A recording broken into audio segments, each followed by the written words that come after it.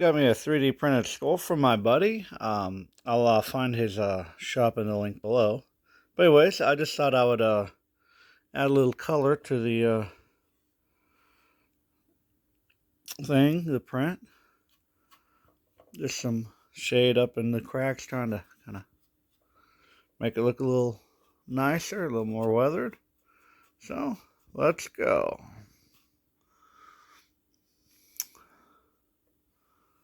Just gonna go up and down the cracks. So I'm using some Citadel color shade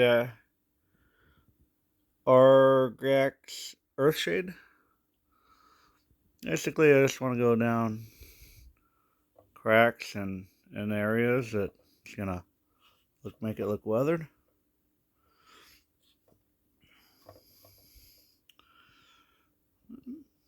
Well, I'll let you know how it looks at the end. But by the way, it opens up. Still gonna have to do something to the mouth to make it a little more sturdy. It's a phone holder, so need to be able to take some wear and tear.